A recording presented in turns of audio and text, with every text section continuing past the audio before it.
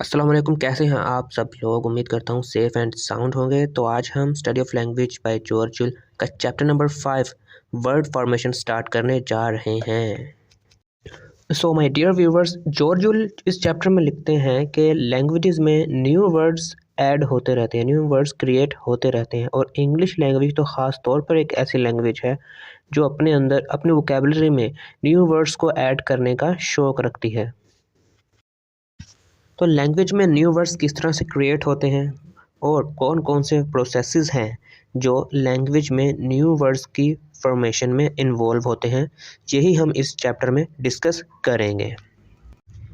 तो ये वो प्रोसेसेस हैं जो किसी भी लैंग्वेज में न्यू वर्ड्स की फॉर्मेशन में इन्वॉल्व होते हैं। इसमें सबसे पहले बोरोइंग है, देन लोन ट्रांसलेशन है, कंपाउंडिंग है, blending, clipping, hypocorism, back formation, conversion, coinage, acronym and derivation शामिल हैं और इन सभी प्रोसेसेस को हम वन बाय वन डिस्कस करेंगे और एक्सप्लेन करेंगे। फर्स्ट नंबर पर जो प्रोसेस न्यू वर्ड्स की क्रिएशन में इन्वॉल्व होता है वो है neologism. Neologism is addition of a new word or phrase that is not yet used regularly by most speakers and writers.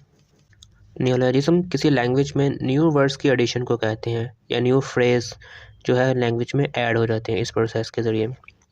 वो वर्ड या फ्रेज जो अभी उस लैंग्वेज के जो स्पीकर्स हैं उसे रेगुलरली यूज़ नहीं करते उन वर्ड या उन फ्रेज को, और ना ही राइटर्स ने जो है उन फ्रेज या वर्ड्स को अपने राइटिंग्स में इस्तेमाल किया हो, और फिर वो वर्ड उस लैंग्वेज में एज अ वर्ब, एडवर्ब या एडजेक्टिव यूज़ होना शुरू हो जाता हो। तो इस तरह से नियोलॉजिज्म के ज़रिए से न्यू वर्ड एक लैंग्वेज में क्रिएट होता है। नियोलॉजिज्म को एक्सप्लेन करने के लिए जॉर्ज जुल इस चैप्टर में एक वर्ड हूवर को डिस्क्राइब करते हैं। हूवर एक्चुअली में वैक्यूम क्लीनर होता है, वैक्यूम क्लीनर को हम हूवर भी कहते हैं।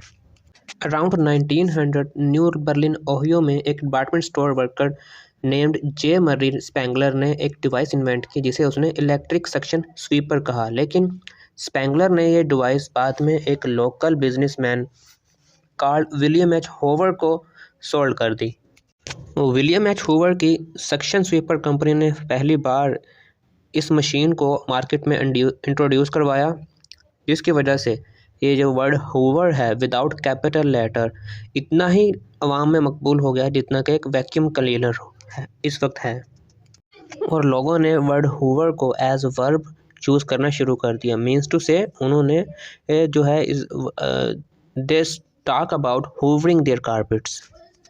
मीन्स टू से उन्होंने इस तरह के सेंटेंसेस यूज़ किए होंगे जैसे कि I am hovering the carpet of my room, या किसी ने पूछा होगा कि have you hovered the carpet of your room etcetera.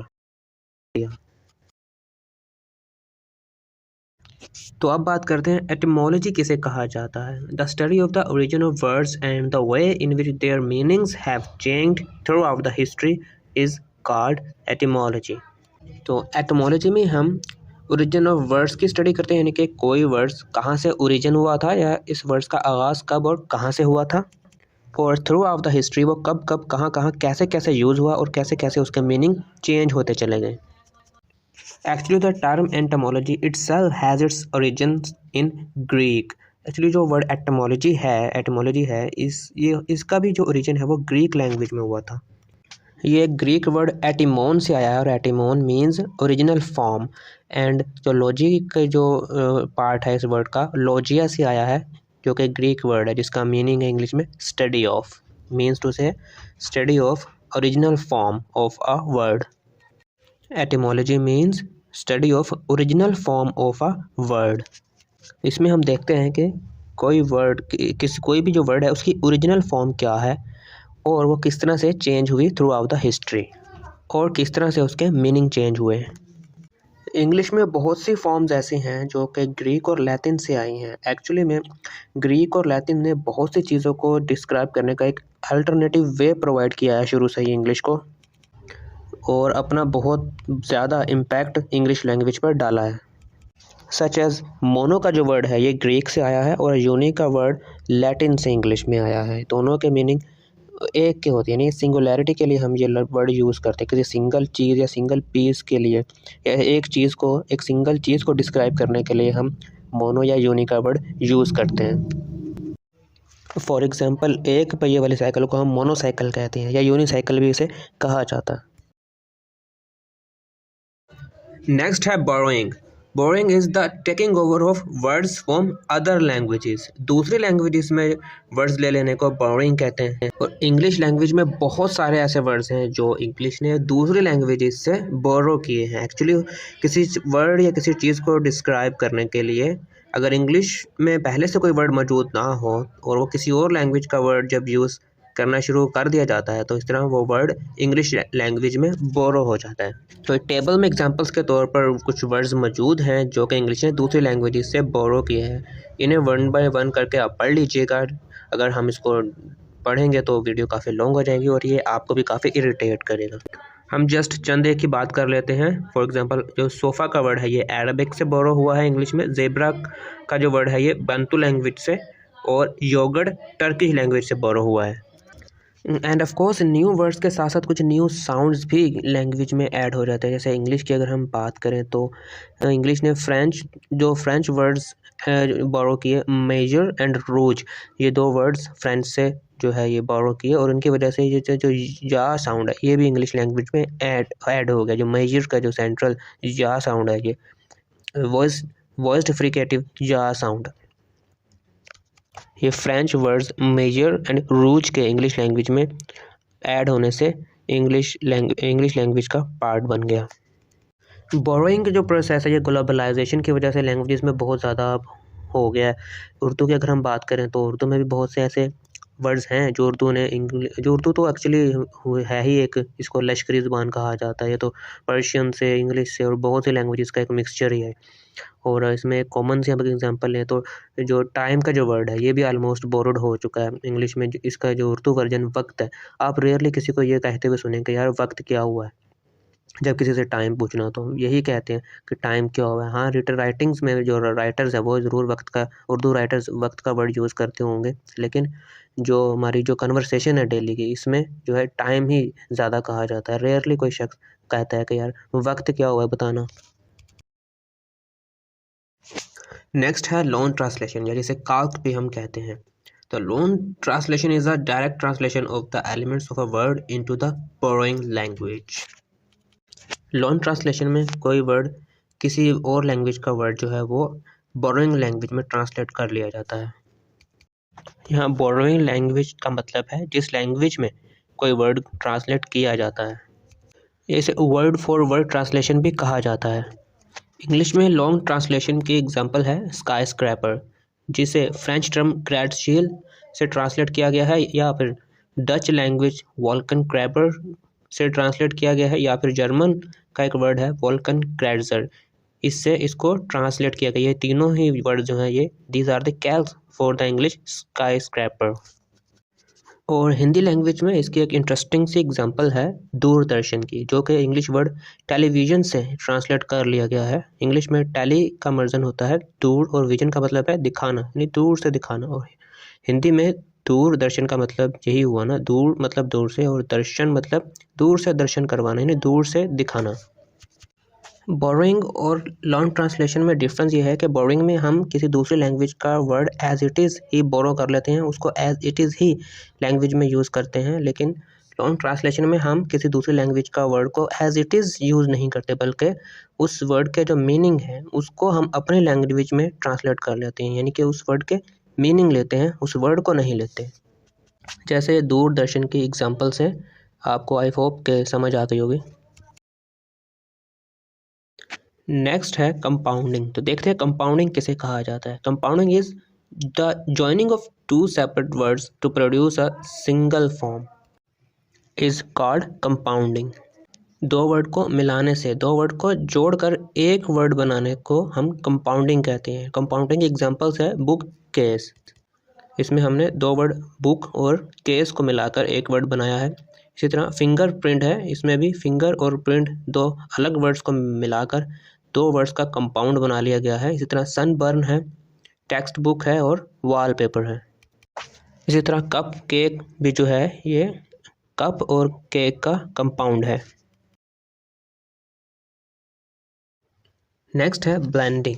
Blending is the process of combining the beginning of one word and the end of another word to form a new word. Blending में दो words को इस तरह से मिलाया जाता है कि एक वर्ड की बिगिनिंग यानी एक वर्ड के स्टार्टिंग फॉर्म और दूसरे वर्ड की एंड फॉर्म यानी लास्ट पार्ट या लास्ट फॉर्म लेकर उनको मिला दिया जाता है। अब यहाँ शायद आप थोड़ा कंफ्यूज हो गए होंगे कि हमने कंपाउंडिंग में भी तो दो वर्ड्स को मिलाया था और ब्लेंडिंग में भी हम यही कर रहे हैं, तो दोनों में एक बहुत बड़ा डिफरेंस है। और डिफरेंस ये है कि कंपाउंडिंग में हमने दो कंप्लीट वर्ड्स को इनजॉइन किया था, ठीक है, दो कंप्लीट वर्ड को एक दूसरे के साथ मिला दिया जाता है। जबकि ब्लेंडिंग में दोनों वर्ड जिनको हम कंबाइन कर रहे हैं वो कंप्लीट नहीं लिए जाते। एक वर्ड का जस्ट बिगिनिंग पार्ट लिया जाता है या बिगिनिंग सेगमेंट लिया जाता है और दूसरे वर्ड का लास्ट पार्ट या लास्ट साउंड सेगमेंट लिया जाता है और इन दोनों को फिर मिला दिया जाता है। ब्लेंडिंग की एग्जांपल है ब्रंच, दोपहर का खाना जिसे हम कहते हैं। ब्रंच जो कि ब्रेकफास्ट एंड लंच से बनाया गया है। ब्रेकफास्ट का जो बिगनिंग साउंड सेगमेंट है ब्रेक ये लिया गया है और दूसरे वर्ड लंच का जो लास्ट वर्ड यानी जो लास्ट साउंड सेगमेंट है ये वाला पार्ट लिया गया है और फिर इन दोनों को ब्लेंड किया गया है। जबकि कंपाउंडिंग में हमने देखा कि बुक केस और कप केक की हमने एग्जांपल ली, तो इन दोनों में बुक केस में बुक एंड केस दोनों ही एक कंप्लीट वर्ड्स हैं जिन्हें हमने ज्वाइन किया, और कप केक में भी कप एंड केक दोनों ही सेपरेट एक कंप्लीट वर्ड्स हैं जिन्हें हमने ज्वाइन किया। इसी तरह स्मोक भी एक ब्लेंडिंग की बहुत कॉमन सी एग्जांपल है, जो कि स्मोक और फॉग वर्ड से बनाया गया है। यानी स्मोक का फर्स्ट साउंड सेगमेंट एस सम लिया गया है और फॉग का लास्ट साउंड सेगमेंट ओग लिया गया है, जिसको मिलाकर ब्लेंड करके स्मोक बना दिया गया। स्टडी ऑफ लैंग्वेज की बुक में ब्लेंडिंग की बहुत सारी एग्जांपल्स हैं, उन्हें भी आप ज़रूर देखिएगा। यहाँ सिर्फ इस वीडियो का मकसद सिर्फ आपके आइडियाज़ को क्लियर करना है और आपको कुछ जो है एडिशनल नॉलेज देना था।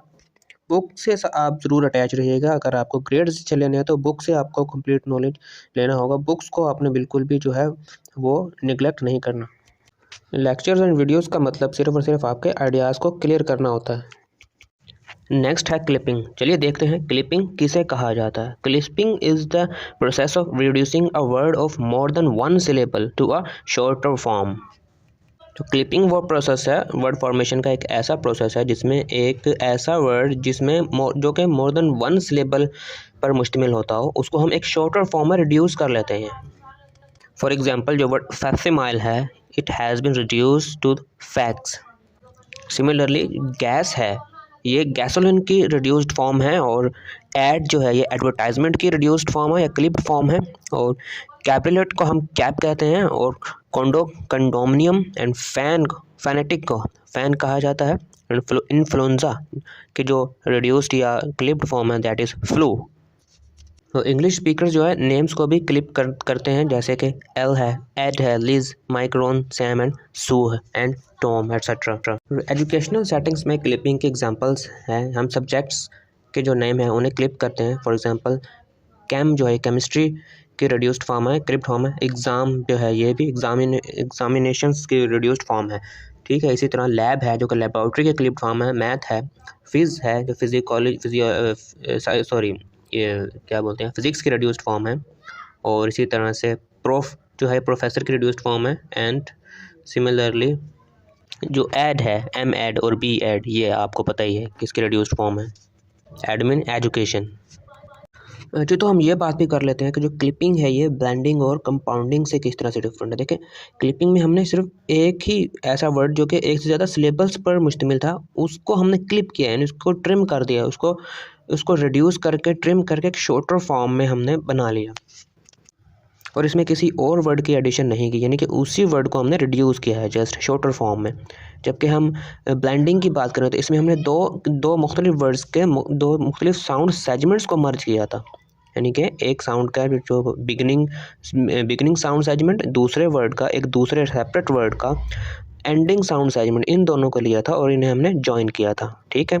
और इससे पहले हमने किया था कंपाउंडिंग में हमने क्या किया था कि दो सेपरेट डिफरेंट कंप्लीट वर्ड्स को ज्वाइन किया था, उनमें हमने कोई चेंजिंग नहीं की थी, उन वर्ड्स को हमने बिल्कुल भी कहीं से भी क्लिप नहीं किया, कहीं कोई चेंजिंग नहीं की, एज इट इज़ दो वर्ड्स को हम कंपाउंडिंग में एक दूसरे के साथ ज्वाइन कर देते हैं।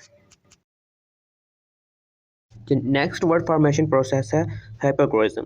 Hyperchroism is a process in which a longer word is reduced to a single syllable, then y or ie is added to the end. हाइपरक्रोइज्म में हम पहले एक लॉन्गर वर्ड को एक सिंगल सिलब में रिड्यूस कर लेते हैं, देन उसमें हम एडिशन करते हैं y की लास्ट में, उसके एंड पे y या फिर ie को ऐड कर देते हैं। फॉर एग्जांपल जो वर्ड मूवी है ये actually it is the result of hypocorism of moving pictures. ये मूविंग पिक्चर्स को रिड्यूस करके मूवी किया गया है, एंड इसमें हुआ क्या कि मूवी का मूव साउंड जो पार्ट लिया और उसके बाद फिर क्या किया, उसमें आई ऐड कर दिया, ठीक है। उसके बाद टेलीविज़न से जो है हाइपरक्रोइज्म की वजह से टैली बनाया गया है, हम जस्ट जो है टेल फर्स्ट साउंड इसका लिया है, ठीक है, सिंगल सिलेबस में कन्वर्ट किया, देन इसमें वाई को ऐड कर दिया। तो सिमिलरली हाइपरक्रोइज्म से ही ये असीज़ की टर्म्स आई है जो कि ऑस्ट्रेलियंस को हम कहते हैं। Similarly the words like barbie, bikkie and bookies are the result of hypocorism. Back formation is also a very specialized type of reduction process in which typically a word of one type, usually a noun, is reduced to form a word of another type, usually maybe a verb. Back formation भी जो है word की reduction की जाती है, actually एक specialised type of reduction है जिसमें एक्चुअली हम एक कैटेगरी का वर्ड यानी वर्ब की कैटेगरी चेंज कर देते हैं। Verb of one type is reduce to form a word of another type, यानी कि नाउन हो, अगर वर्ड नाउन हो तो उसे वर्ब में चेंज कर दिया जाता है या रिड्यूस करके उसको नाउन में वर्ब में जो है रिड्यूस कर दिया जाता है, यानी वर्ड की कैटेगरी चेंज कर दी जाती है। तो एग्जांपल है सबसे पहले कि नाउन टेलीविज़न यूज़ होने लगा, उसके बाद इस टेलीविज़न से ही टेलीवाइज जो है क्रिएट कर लिया गया जो कि वर्ब है। बैक फॉर्मेशन की जो दूसरे एग्जांपल्स हैं वो है हमारे पास donate from donation, emote from emotion, enthuse from enthusiasm and liaise from liaison. तो इन सभी वर्ड्स में हम देख सकते हैं कि वर्ड की कैटेगरी चेंज हो रही है, जो नाउन है उसको वर्ब बनाया गया है या कि वर्ब को नाउन बनाया गया है। तो बुक्स में इसकी और कुछ रिसेंट एग्जांपल्स भी मौजूद है, उन्हें भी आप देख लीजिएगा।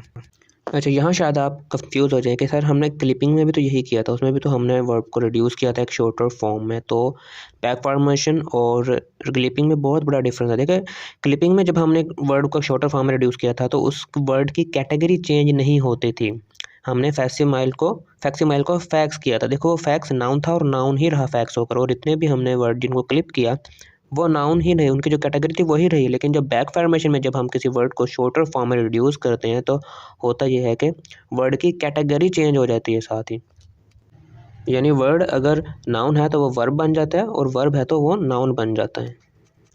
तो अगर वर्ड की कैटेगरी चेंज हो रही हो क्लिपिंग मीन्स टू से रिडक्शन से, तो हम कहेंगे प्रोसेस जो है वो बैक फॉर्मेशन है। लेकिन अगर वर्ड की कैटेगरी चेंज ना हो रही हो तो हम कहेंगे ये प्रोसेस जो है वो क्लिपिंग है।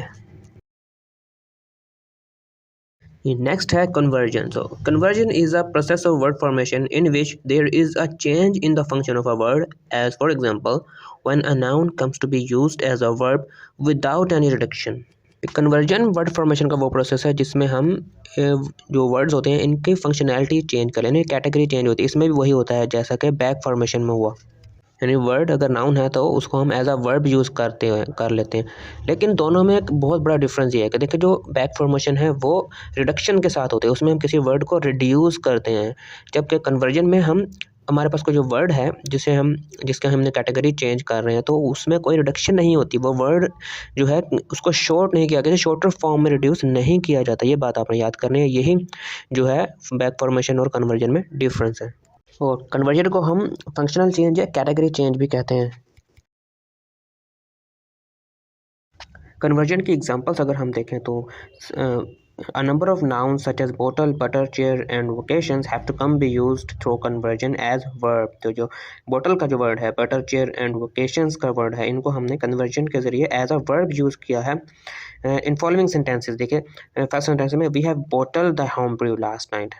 तो ये bottle से bottle जो है इसमें जो लास्ट में जो इसमें एड सफिक्स ऐड करके बॉटल इसको एज अ वर्ब कन्वर्ट कर दिया गया है। नेक्स्ट सेंटेंस में have you butter the toast, तो बटर जो कि नाउन है इसमें भी जो है एड को एज अ सफिक्स ऐड करके noun as a noun use कर लिया गया है।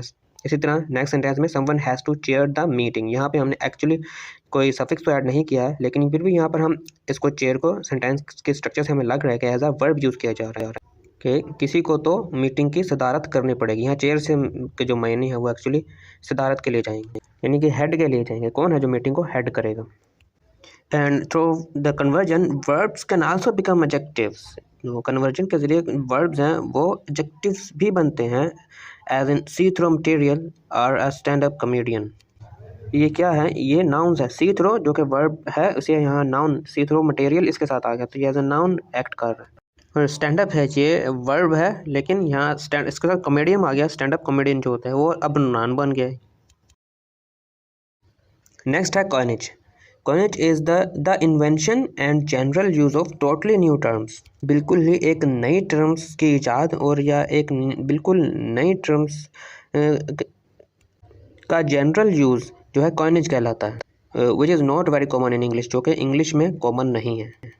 हाँ जी, तो यहाँ अगेन आप कंफ्यूज होंगे कि सर हमने नियोलॉजिज्म में भी तो यही पढ़ा था ना, उसमें भी तो हम न्यू वर्ड्स के बारे में पढ़ा था कि न्यू वर्ड्स जो है उन्हें यूज़ किया जाता है। देखिए कॉइनेज और नियोलॉजिज्म में बहुत बड़ा डिफरेंस है, वो डिफरेंस भी हम देखेंगे।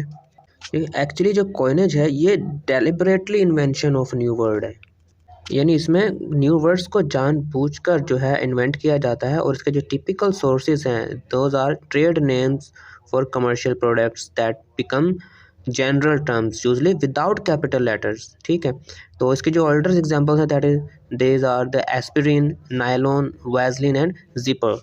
देखिए ये सभी के सब जो है ये एक तो विदाउट कैपिटल लेटर है, तो सेकेंडली ये प्रोडक्ट्स के नेम है और विदाउट कैपिटल लेटर्स है। ठीक है, और ऐसा इन कंपनीज ने इन प्रोडक्ट्स का नाम डेलिबरेटली रखा है जानबूझकर। जबकि जो नियोलॉजिज्म में क्या हुआ था, अगर हम हूवर की एग्जांपल लें, हूवर का जो नेम है वो डेलिबरेटली प्रोडक्ट का नाम नहीं रखा गया था, एक्चुअली वो हूवर के नाम से कहा जाने लगा, लोगों ने इसको एज अ हूवर जो है लोगों में ये पॉपुलर हो गया था।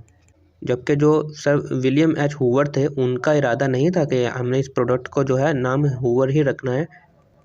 उनकी जो कंपनी थी उसका नाम था Hoover suction clean, Hoover suction sweeper company थी उनकी, लेकिन बाय चांस लोगों ने उस सक्शन क्लीनर को ही जो कि स्पेंगलर ने इन्वेंट किया था उसे हूवर ही कहना शुरू कर दिया, तो इस तरह ये जो वर्ड है कॉमन हो गया लैंग्वेज में।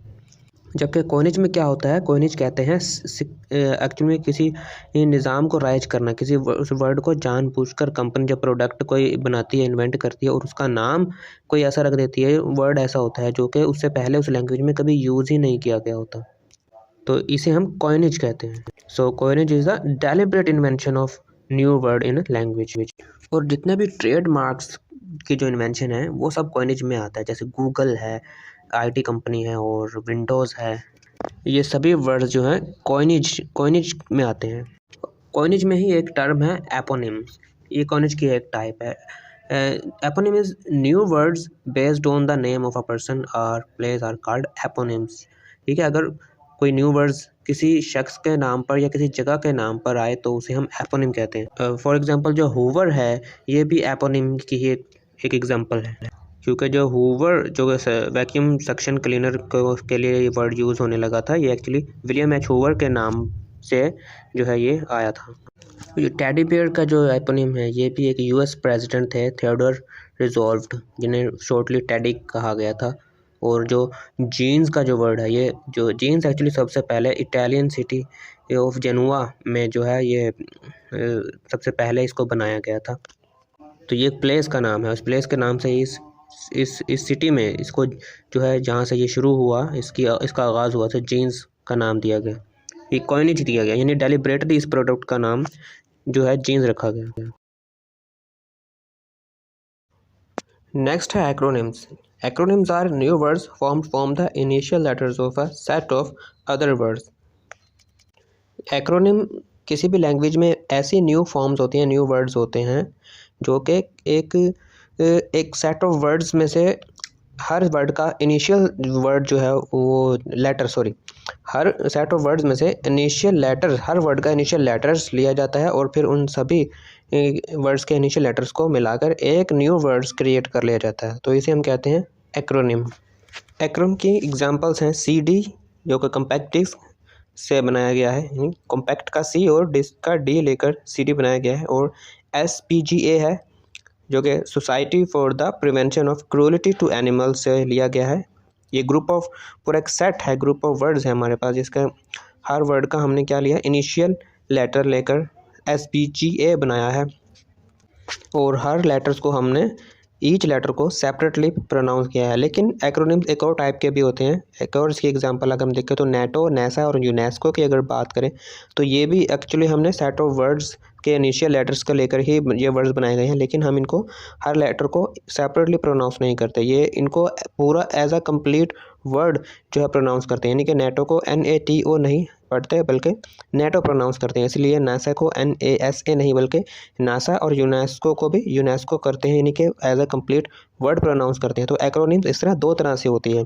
फर्स्टली या तो हम जो है हर ईच लेटर को पढ़ते हैं जैसे CD और SPGA में, या फिर जो एक्रोनिम्स हैं हम उसे as a single word, as a complete word pronounce करते हैं, जैसे कि UAE USA ये जो है फर्स्ट कैटेगरी में आएंगे, और NATO NASA यूनेस्को ये सेकंड कैटेगरी में आएंगे, यानी कि जहां हम जो है हर इनिशियल लेटर्स को मिलाकर एक न्यू वर्ड्स जो है पूरा एक वर्ड्स प्रोनाउंस कर रहे होते हैं। और फर्स्ट केस में जस्ट हम लेटर्स को पढ़ते हैं, हर लेटर को सेपरेटली प्रोनाउंस करते हैं।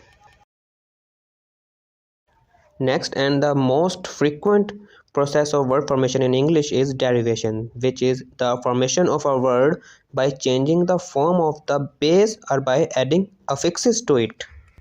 डेरिवेशन में न्यू वर्ड्स कुछ इस तरह से फॉर्मेट होते हैं कि या तो जो है एक किसी भी वर्ड के बेस को चेंज कर दिया जाता है, या फिर उस वर्ड में अफिक्सिस को ऐड कर दिया जाता है। अब ये फॉर्म ऑफ द बेस क्या है और अफिक्सिस क्या है, ये भी मैं आपको एक्सप्लेन करता हूँ।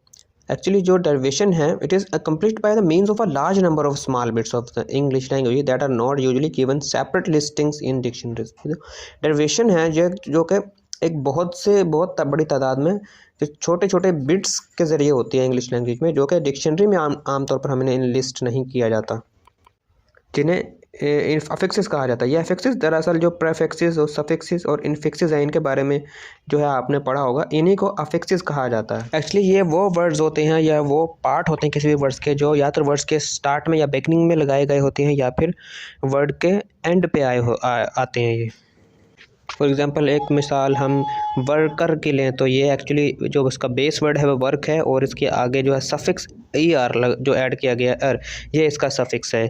इसके बारे में आप जानते ही हैं, छोटी क्लासेस से पढ़ते आ रहे हैं, तो मेरा ख्याल है ज़्यादा एक्सप्लेन करने की ज़रूरत नहीं है।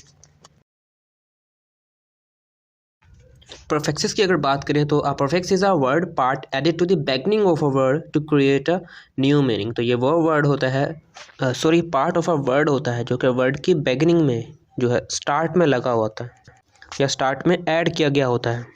तो यहाँ हमारे पास पूरी लिस्ट है और एग्जांपल्स भी हैं परफेक्सिस की, इन्हें आप देख लीजिएगा। वीडियो बहुत ज़्यादा लॉन्ग हो जाएगी, इसलिए हम इसको 1 बाय 1 डिस्कस बिल्कुल नहीं करेंगे। मैं अब सिर्फ 2 या 3 को डिस्कस किए देता हूँ आपको एक्सप्लेन करने के लिए। तो सबसे पहला प्रेफिक्स डिस है हमारे पास, जो कि डिससेटिस्फाइड में होता है। जैसे जो स्टार्ट में डिस का जो ऐड हुआ है सेटिस्फाइड में, ये हमारा परफेक्स है। उसके बाद जो मिस जो है यानी मिस स्पेल में, ये मिस हमारा परफेक्स है। और अनएक्सेप्टेबल में अन जो है ये प्रेफिक्स है। सिमिलरली री इलेक्शन में री प्रेफिक्स है और इलेक्शन बेस वर्ड है। इलेक्शन के साथ री को जो है एज अ प्रीफिक्स ऐड किया गया हुआ है। सफिक्सेस की बात करें तो a suffix is a word part added to the end of a word to create a new meaning. तो जब किसी वर्ड के एंड पे जो पार्ट ऐड किया गया होता है जिस वर्ड के, वो सफिक्स होता है। तो हमारे पास एग्जांपल्स हैं वर्ड्स में, देखा जाए फॉरगेट में और यूज़ में जो है फुल लगा दिया जाता है एज अ सफिक्स, तो इस तरह यह बन जाता है फॉरगेटफुल और यूज़फुल। इसी तरह बाकी की एग्जांपल्स को भी आप वीडियो को पॉज करके देख सकते हैं। हम आगे पढ़ते हैं, वीडियो ज़्यादा लंबी ना हो इसलिए इनको डिस्कस नहीं करने वाले। नेक्स्ट है इन्फिक्सिस। इन्फिक्सिस में हम किसी वर्ड के सेंटर में या मिड में कोई फॉर्म या कोई वर्ड या फिर कोई एक्रोनिम हम ऐड करते हैं तो उसे इन्फिक्स कहा जाता है। इन्फिक्सिस के वर्ड्स भी हमें डिक्शनरीज में तो नहीं मिलते और ये ना ही स्टैंडर्ड राइटिंग का हिस्सा है, लेकिन ये हम जो है अपने डेली कन्वर्सेशन में जो है शाज़ो नादिर यूज़ करते हैं कुछ लोग। एग्जाम्पल है एब्सोल्युटली। एक्चुअली जो वर्ड है ये एब्सोल्युटली है जिसके सेंटर में गॉड डैम जो है ऐड किया गया है। इसी तरह अनबिलीवेबल है, जो अनबिलीवेबल के मिड में एक एक्रोनिम OMG यानी ओ माई गॉड ऐड किया गया है।